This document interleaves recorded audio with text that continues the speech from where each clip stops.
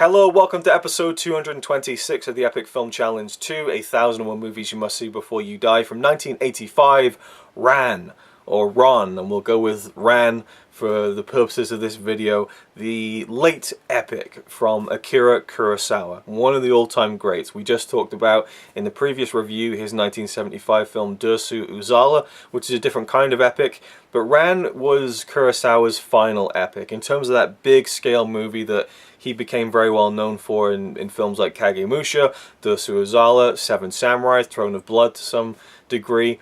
He made lots of different types of films, but he also exceeded in the big epic, and Ran is huge, maybe even his biggest film in that sense.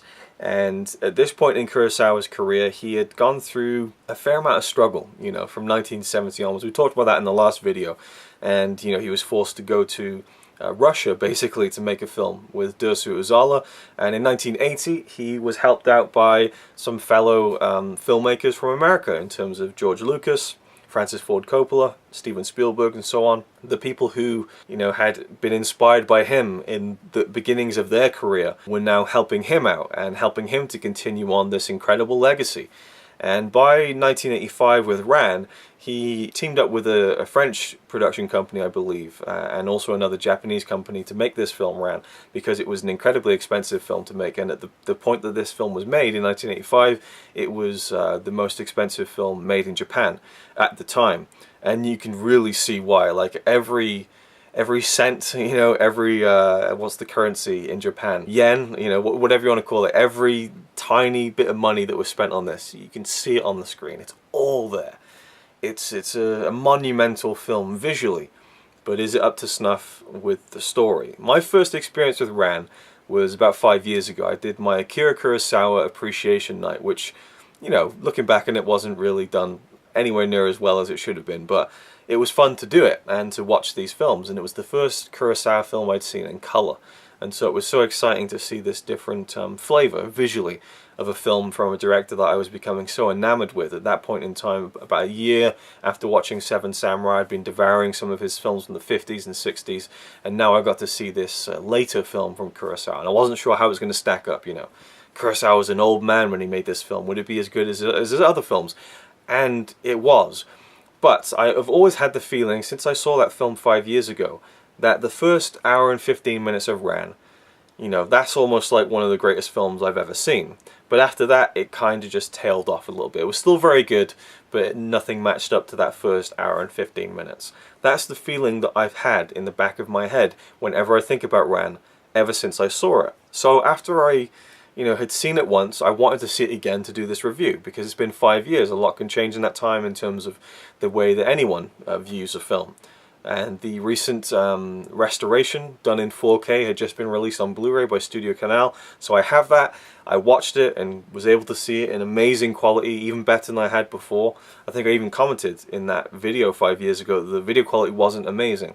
It was great here. But an hour and 15 minutes into the film, I'd be lying if I said I wasn't thinking that, okay, this is where it's going to start going downhill. Hour and a half into the film, I thought, wait, it's still great.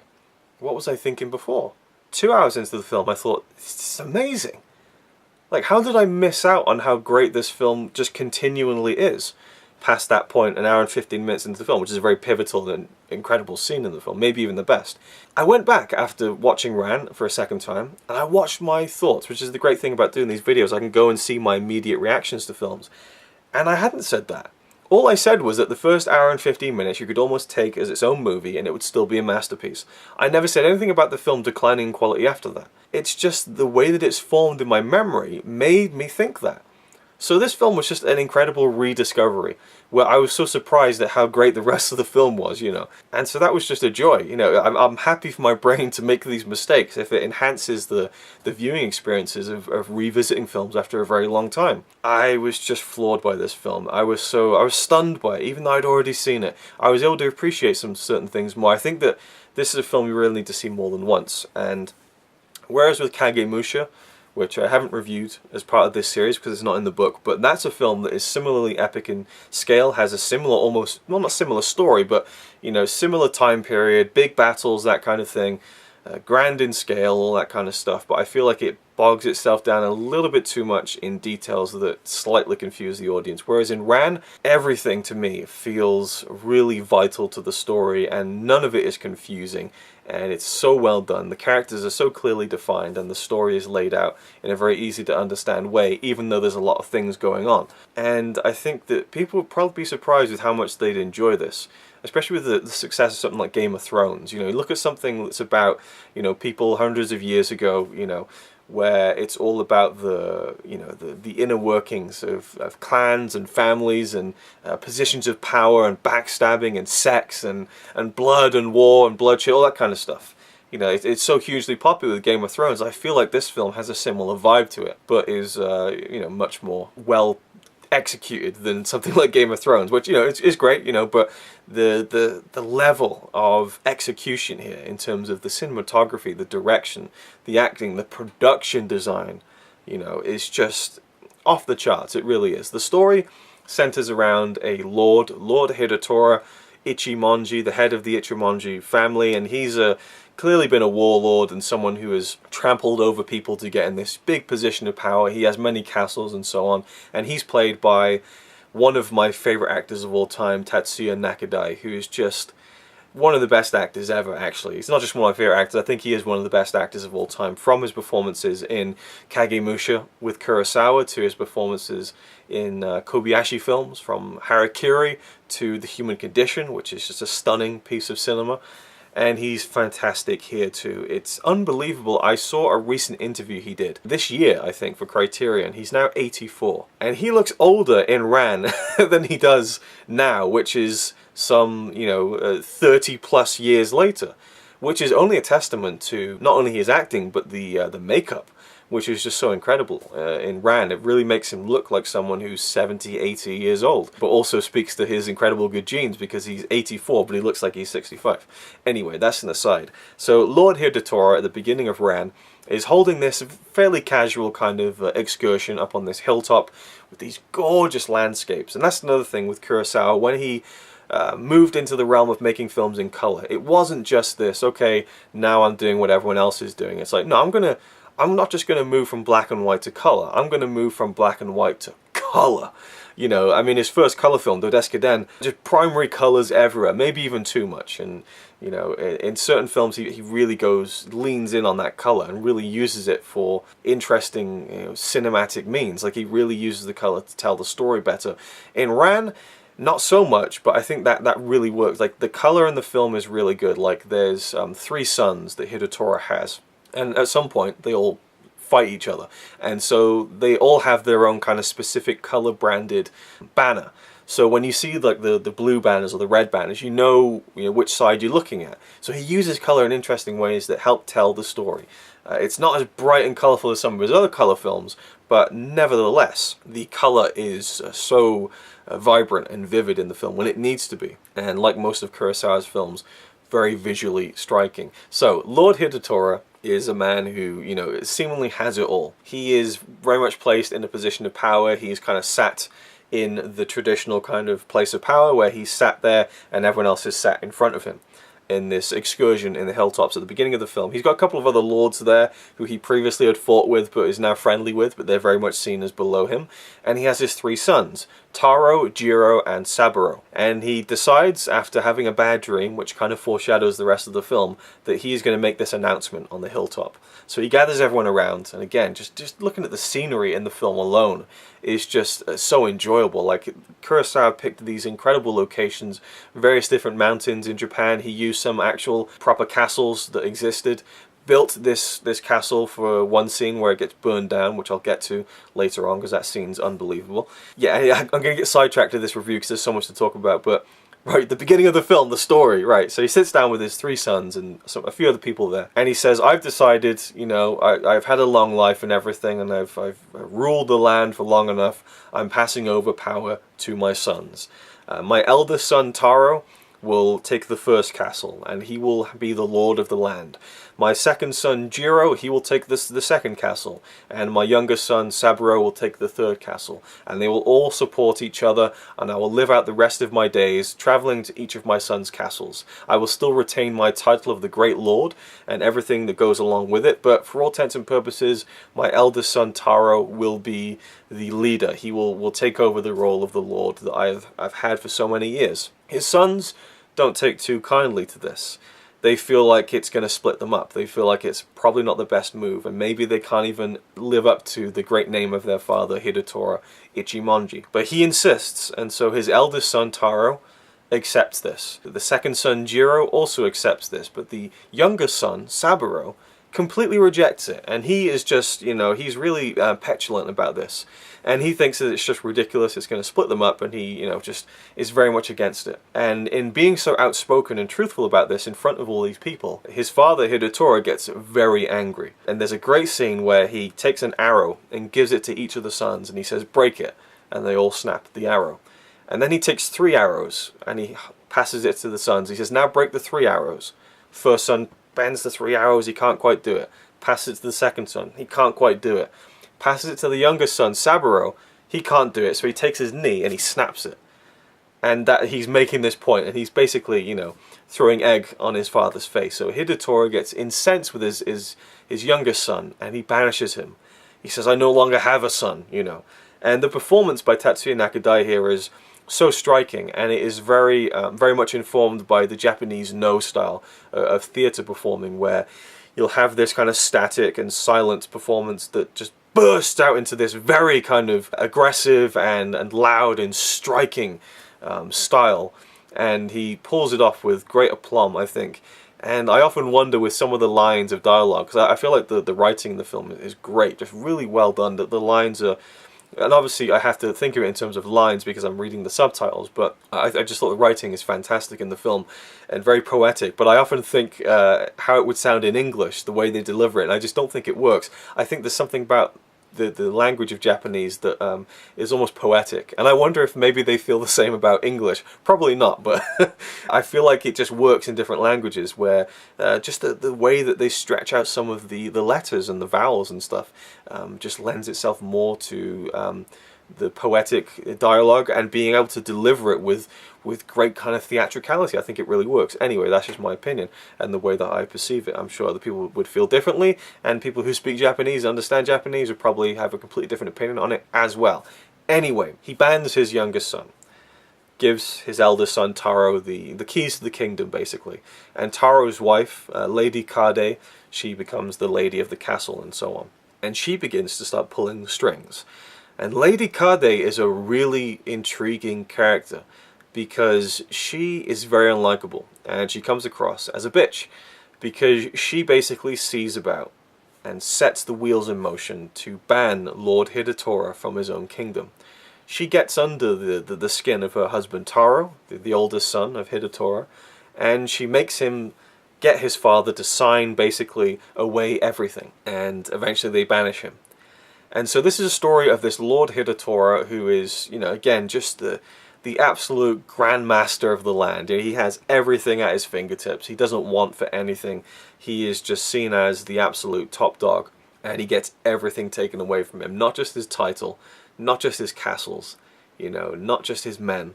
Well, he does have a few men who stay behind with him out of loyalty, but also his family, his sons. And very slowly but surely, they turn against him. And then they turn against each other. And there's a lot of stuff that goes on with the plot I'm not going to get into beyond that. But we just see the deconstruction of this lord who just eventually has nothing and is driven to insanity when he realizes that his sons are actively turning against him. He just absolutely, just loses the plot.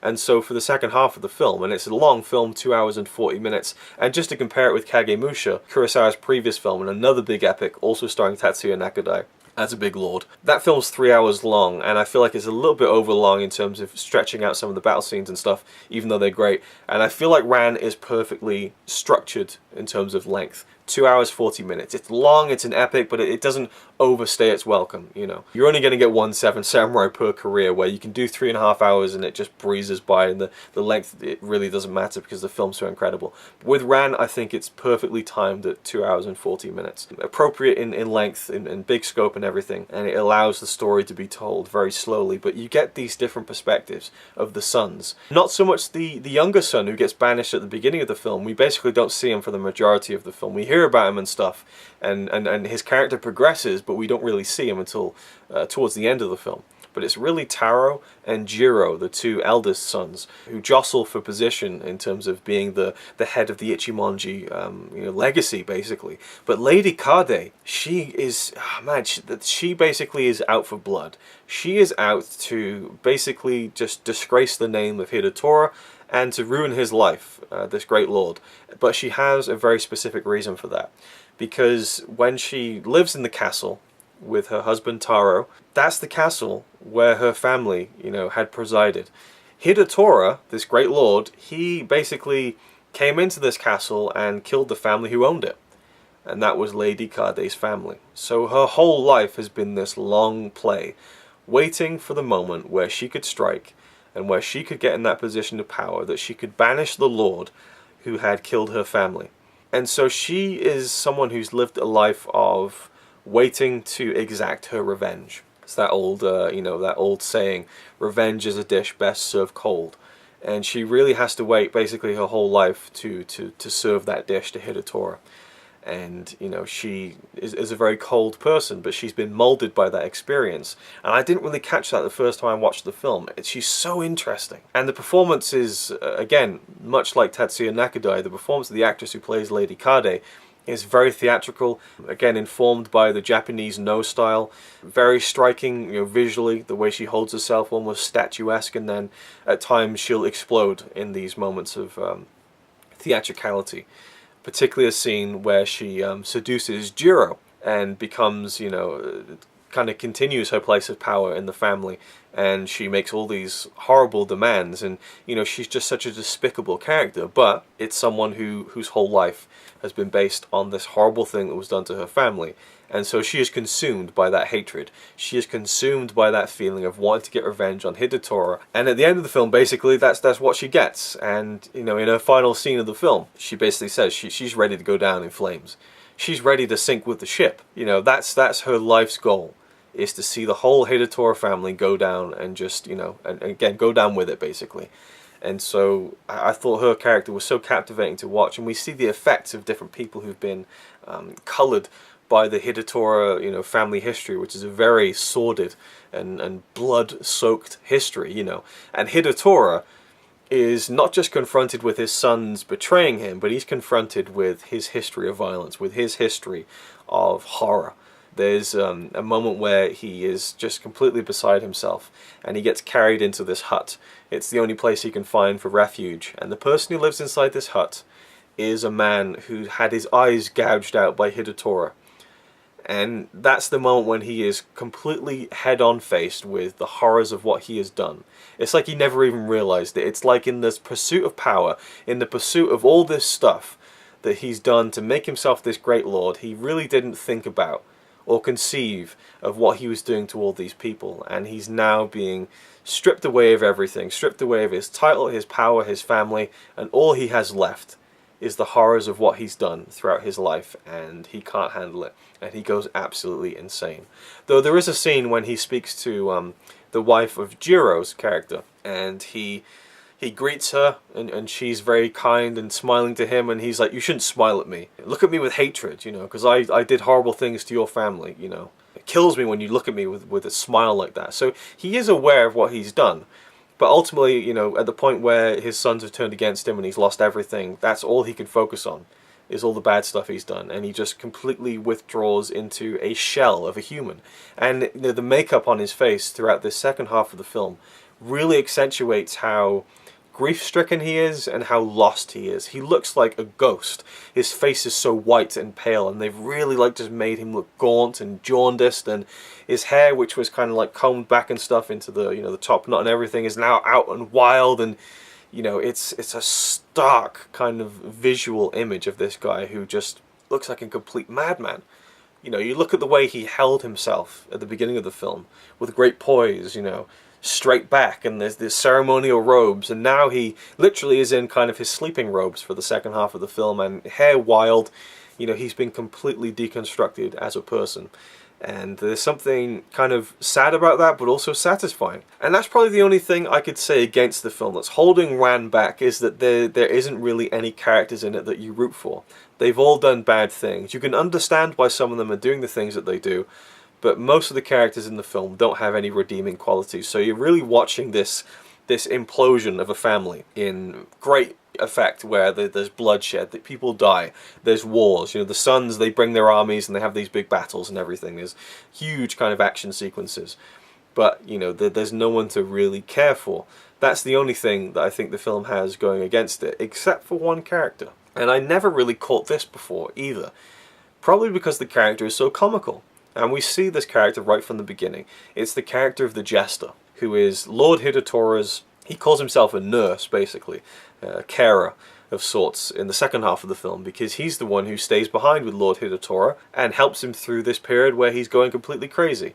And there's another loyal servant as well who comes along the way, but it's really this jester character who is there to basically just entertain, to sing these silly songs and do these silly dances. You know, he kind of does this thing at the beginning of the film where he's joking around about one of Hidetora's sons. And so Hidetora's son's guards go to kill him, basically, or they go to attack him. And Hidetora kills him. And there's an amazing, well, not amazing sequence, but I loved it, where, you know, the jester's about to get, you know, attacked, and suddenly the guy gets an arrow in his back, and he falls over and he's dead. And everyone looks up to the castle, and there's Hidetora, kind of like 1 foot on the window ledge, just like that, with his bow and arrow, just badass as fuck, just like that, and just pulls the thing back in and goes back in the window, like, yeah, fuck you, trying to get my jester, you know. And that's kind of the first sign of him just really going unhinged, basically. But the jester, towards the second half of the film, is really faced with how much he cares about Hidetora and how much he's formed a bond with him, even though it's this very, you know, servant-master relationship where he just lives to serve. But he's also playful with Hidetora in a way where he'll kind of poke fun at him and then run off, you know, so he has some balls to him. And it's played by this actor who looks very feminine. And I was almost like, is that a woman? I'm not sure, but it is a man. And just has very delicate kind of almost female qualities to his face. But either way, there's a very tender emotion that is brought out from this jester character in the way that he perceives Lord Hidetora's descension into madness, you know. He's frustrated with it because he has to kind of care for him like he's a kid, but he also cares about him, and he kind of wants to, you know, wants to bring him back. And towards the end of the film, when things seem hopeless and he gets really upset at this, that really got to me.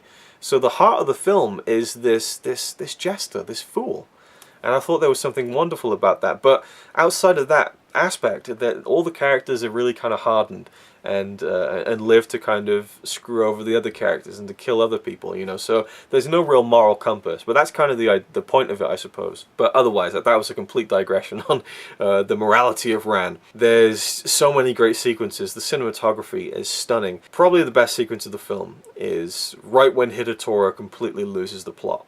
He's staying in one of his castles and it gets attacked. He gets taken under siege by these armies led by his sons, and it's a massacre. It's an absolute massacre, and all of the sound gets dropped out. You see these horses piling in through the gates. You see people getting hit with arrows. You see things going up in flames. You see guns firing off. No sound, just the music. People getting slaughtered, just the music.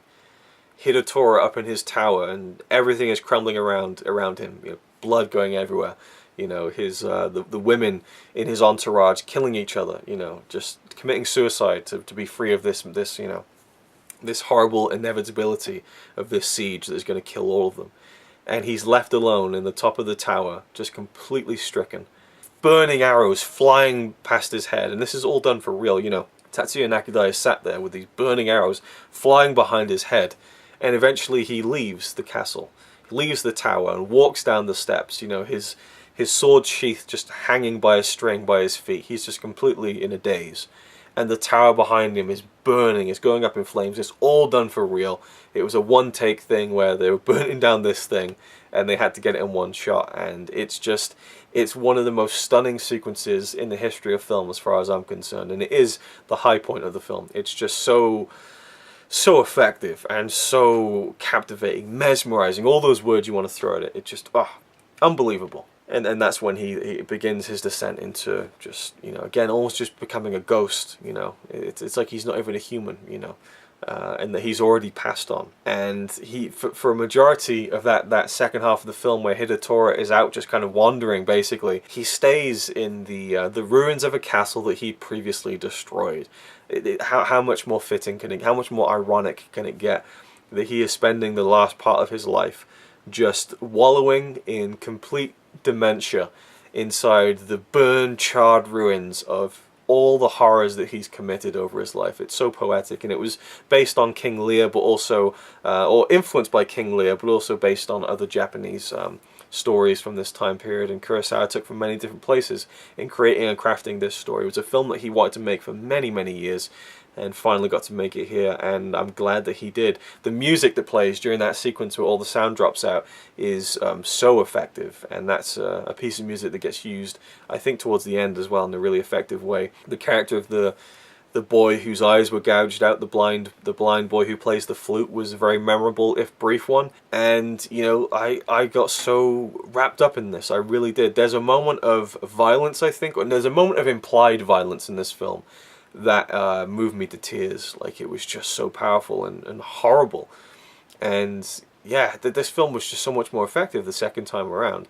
There's great moments in it, and just great interaction between all these characters that I'm so interested in seeing what they're going to do next. Even if I'd seen the film before, a lot of it I'd you know, lost the details of, so I was so gripped by everything that happened in the film. I think Lady Kaede is one of the strong points, where everything she does, you know why she's doing it, but you disagree with it all the same.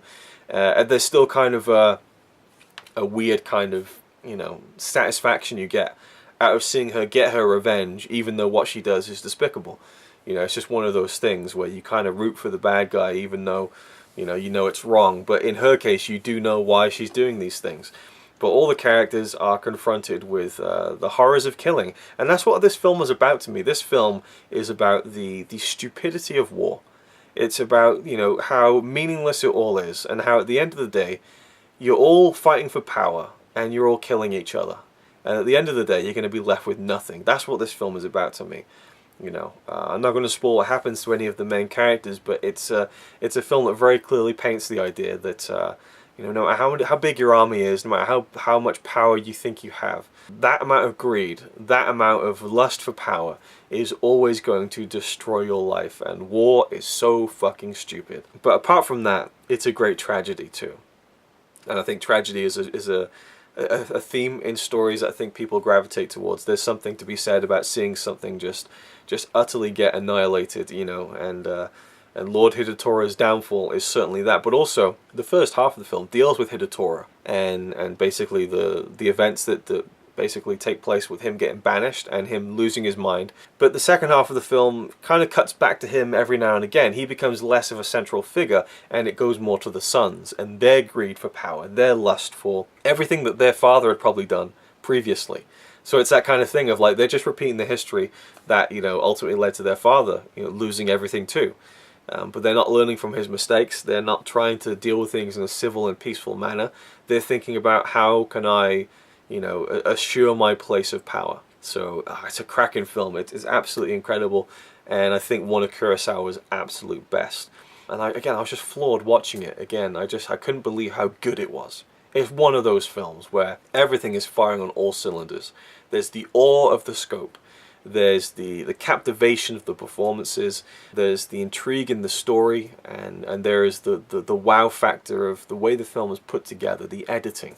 You know, the staging of these huge... This is the most bloody Kurosawa film for sure. All these guns firing off, and it's almost unrealistic to a point too, where they're just firing off so many rounds again and again and again. But it's just it's almost like a picture being painted. You know, it doesn't need to be completely accurate. You know, there's it's the feeling of that just pure power of people trying to kill each other. And I loved how in the big battle sequence at the end, which is just, I mean, just seeing these mountains, you know, like miles away, and there's all these horses coming up, and we got the main characters in the foreground, and all these extras in the background, a mile away on top of this mountain, just immense staging, you know, and composition, all that kind of stuff. But in that big battle, you've got horses charging towards each other, and there's these people hidden in the forest, and they're all firing with their guns. There's no way, if that actually happened, that they would shoot all of these rounds off and none of the horses would get hurt. The horses would be dropping left, right, and center.